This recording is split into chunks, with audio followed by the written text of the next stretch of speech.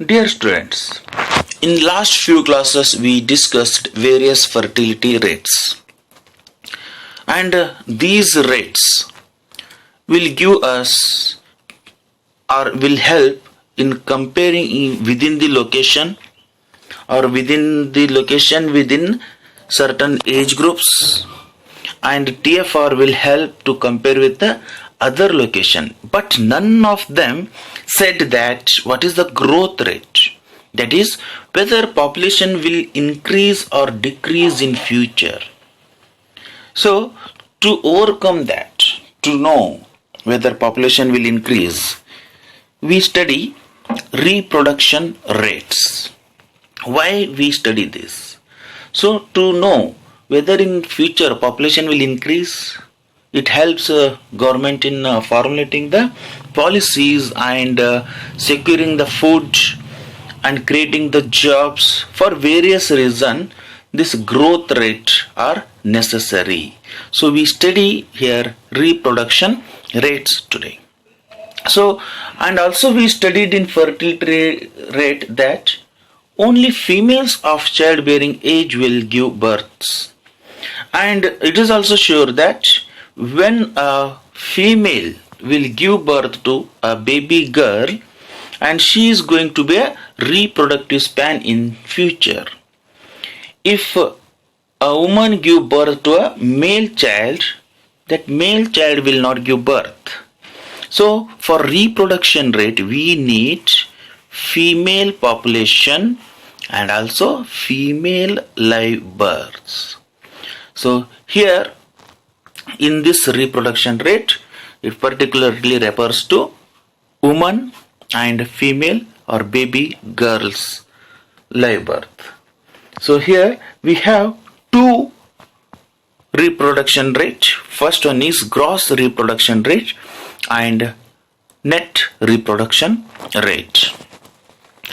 And first we discuss here gross reproduction rate.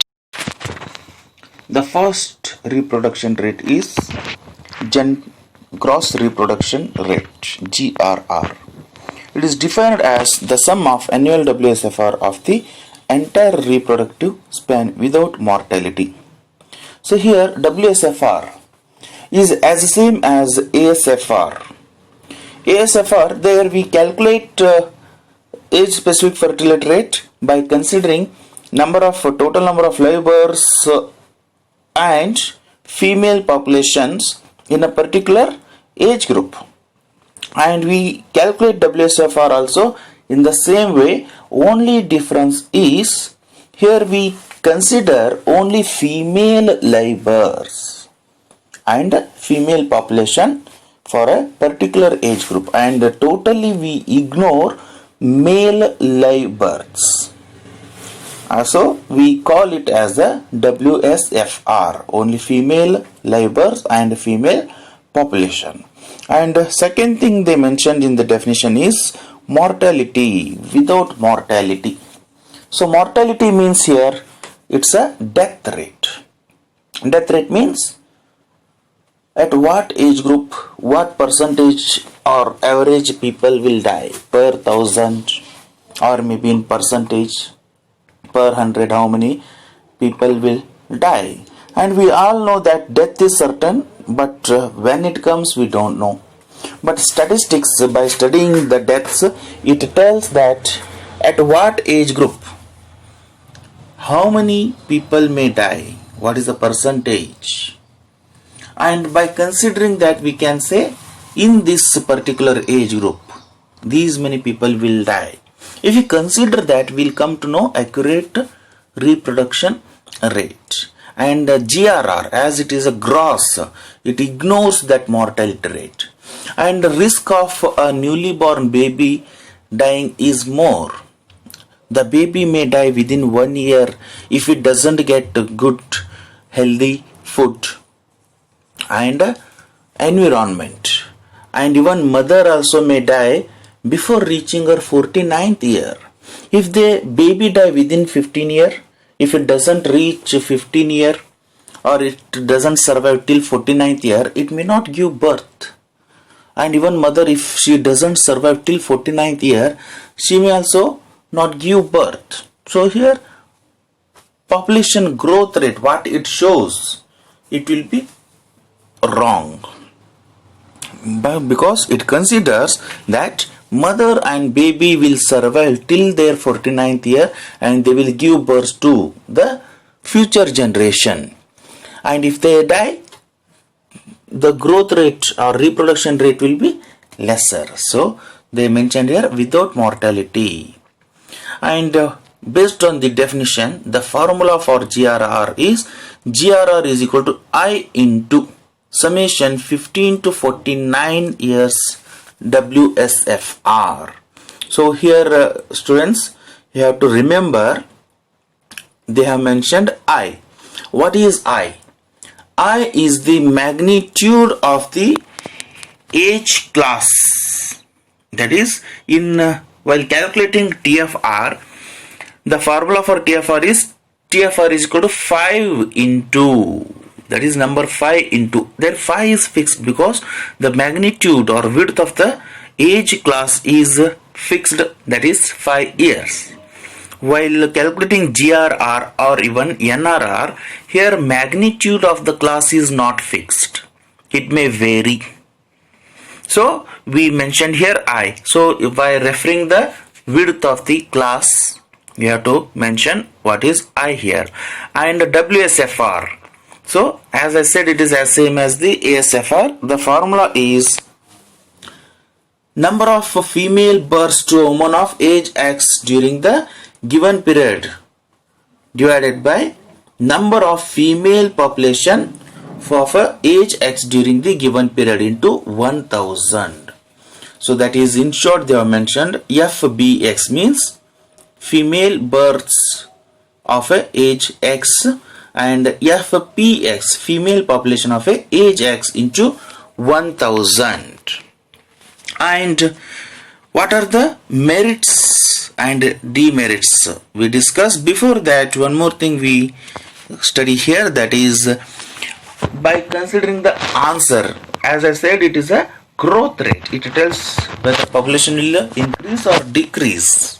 So GRR per woman we calculate, as TFR per woman we calculated there.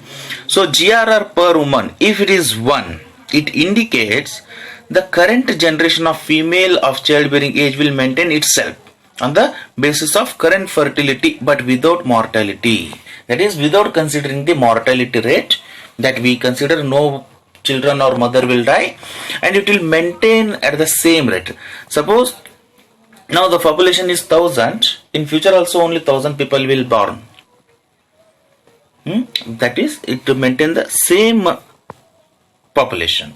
But if it is more than 1, if GRR per woman is more than 1, population will increase.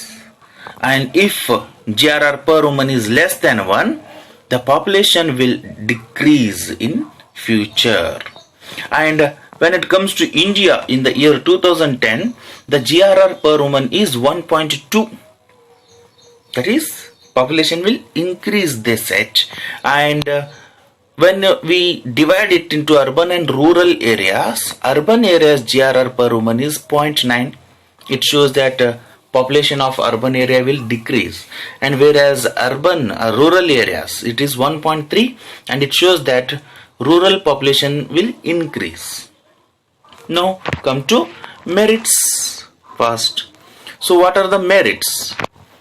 First merit is, it is useful for comparing fertility in different areas or in the same area at different time periods. So here we can use GRR to compare the fertility rate in different areas. With different countries also we can compare whether the population will increase or decrease, or in the same area. That means now we are staying in India, we can compare 2010 figure we know here, and for calculating for 2020 we can compare what is the growth rate in the year 2010 and here in 2020 also. And second merit is, it has an advantage over the total fertility rate because In its computation, we take into account only female babies who are the future mothers.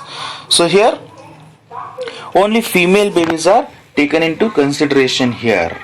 So it will help in telling whether population will increase or decrease. And next demerit is it ignores the current mortality. That is current mortality, whether how many mothers or babies may die, that it ignores, and all the girls born to do not survive till they reach the childbearing age.